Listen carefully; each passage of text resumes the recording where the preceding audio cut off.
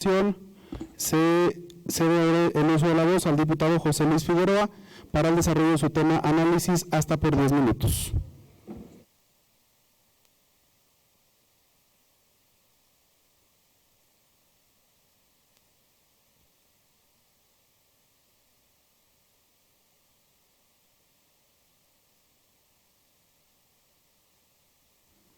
Porque tú así lo quisiste.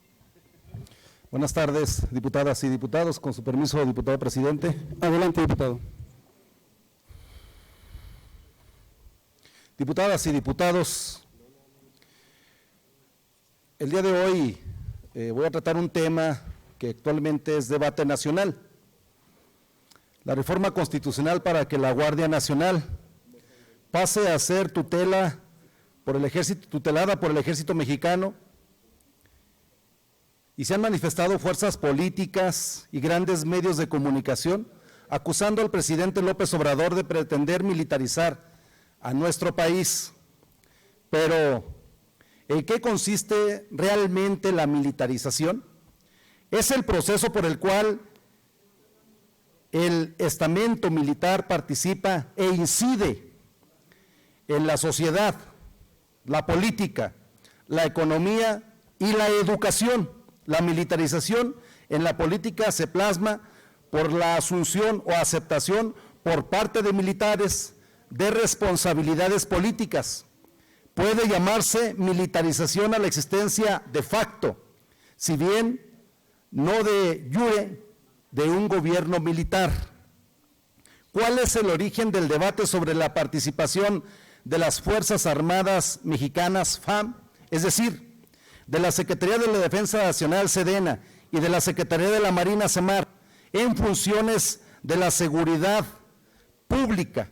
El origen del debate, propiamente dicho, lo hallamos en la Suprema Corte de Justicia de la Nación, con el análisis y la resolución de una acción de inconstitucionalidad promovida en 1996 por 167 diputados de la 56ª Legislatura Federal. Esta acción de inconstitucionalidad 1/96 iba en contra de la participación de las Fuerzas Armadas Mexicanas en tareas de seguridad pública. El fundamento jurídico principal de los legisladores era el artículo 129 constitucional, cuyo texto, por cierto, sigue siendo el original de 1917. La acción de inconstitucionalidad se resolvió por unanimidad del Pleno de la Suprema Corte de Justicia de la Nación, calificando como constitucional la participación de las Fuerzas Armadas Mexicanas en labores de seguridad pública, siempre y cuando estuvieran bajo el mando de las autoridades civiles, lo cual se consideró que así ocurriría, puesto que el comandante supremo de la Fuerza Armada Mexicana es una autoridad civil, el presidente de la República. Durante el gobierno de Carlos Salinas de Gortari se consolidó gran parte del modelo neoliberal en México. Uno de los instrumentos para lograr fue que el Tratado de Libre Comercio de América del Norte, aunque Salinas sostuvo que el Telecán era únicamente un acuerdo comercial, quedó claro que iba mucho más allá. Hubo acercamiento entre el Pentágono y las Fuerzas Armadas Mexicanas, al grado de que los lazos fueron peligrosamente fortalecidos por medio de 1. Aumento de contacto entre los agregados militares de la Embajada Norteamericana con sus pares en México. 2. Reuniones de la Comisión Mexicana Estadounidense de Defensa Conjunta. 3. Interacción de servicio. 4. Asistencia militar con compra de armamento. Y 5. Contacto a través del Sistema Interamericano de Defensa. Durante el gobierno de Ernesto Zedillo, de 1994 al 2000, la Suprema Corte de la Justicia de la Nación, al momento de resolver la acción de inconstitucionalidad, tenía poco más de un año de estar en funciones. La nueva Corte fue producto de lo que se ha denominado un golpe zedillista. El Ejecutivo al Judicial. Zedillo mandó al Congreso una iniciativa de reformas constitucionales al Poder Judicial de la Federación, que básicamente implicaba un cambio total en la configuración del máximo tribunal. Además, el paquete de reformas definía las bases constitucionales del Sistema Nacional de Seguridad Pública, origen de la acción de inconstitucionalidad. Los gobiernos neoliberales identifican el interés de las empresas transnacionales como el interés público, justificando así el uso de las fuerzas de seguridad del Estado, incluido el Ejército, para proteger las instalaciones e intereses de las empresas y reprimir la oposición social frente a ellas. A partir de 1994, las Fuerzas Armadas Mexicanas aumentaron su presencia en la vida civil del país. El 1 de enero de ese año en Chiapas se rebeló el Ejército Zapatista de Liberación Nacional contra las Fuerzas Armadas Mexicanas. Posteriormente, en marzo, aumentaría la tensión en el país con el asesinato de Luis Donaldo Colosio y después en septiembre el de Ruiz Massieu. Moción de orden, presidente. Por favor, está un diputado en tribuna. Compañeras, compañeros, les pido a todos guardemos el debido respeto para que el compañero José Luis Figueroa pueda desarrollar su tema y ejercer su derecho al uso de la voz. Adelante, diputado. Gracias. Perdón, diputada Carlita, está presente, ¿verdad? Ok. Como quiera me estoy dirigiendo al pueblo de Zacatecas, que sigan con las fotos. Así como la terrible crisis económica conocida como el error de diciembre. El 22 de diciembre de 1997, la matanza de Actal, una incursión paramilitar en la localidad de Acteal, municipio de Chenaló. La intensificación de la batalla contra el narcotráfico. Pero llega el cuarto gobierno espurio de la dictadura neoliberal, el de Felipe Calderón Hinojosa, y todo lo que sucedió en ese tema palidece ante la llamada guerra contra el narco.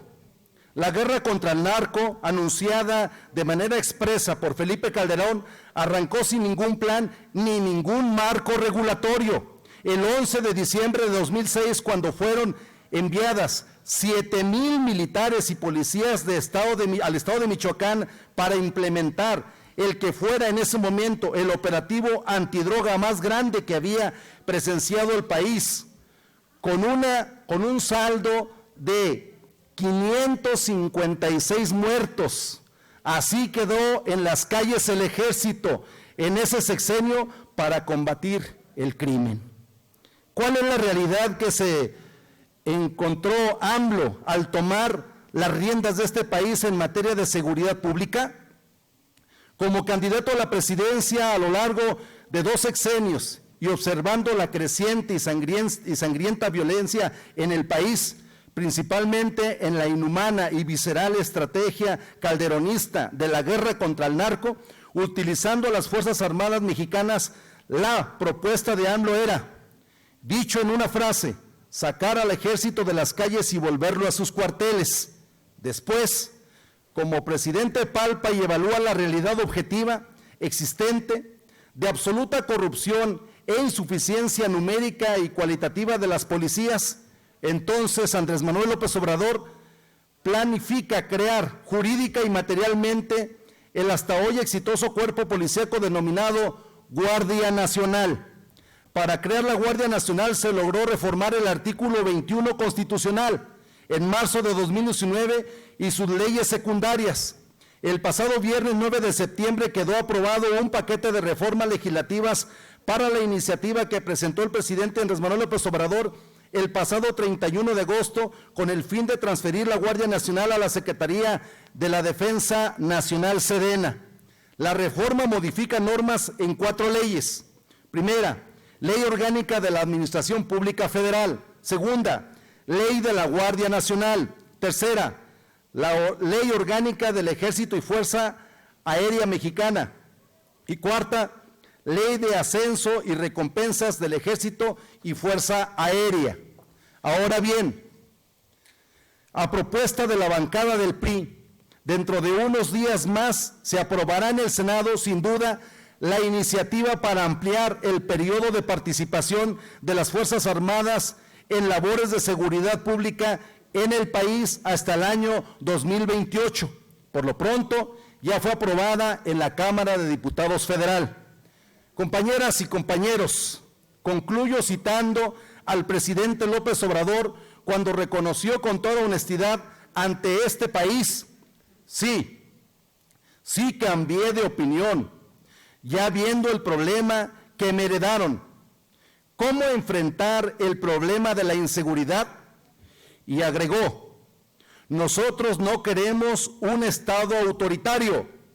Hemos luchado siempre en contra de eso, con el único afán de que la Guardia Nacional se consolide, se mantenga su disciplina y profesionalismo y sobre todo que no se corrompa como sucedió con la antigua Policía Federal. Es cuanto, diputado presidente. Para hechos, diputado. Muy bien. ¿Alguien más para hechos? Se cierra.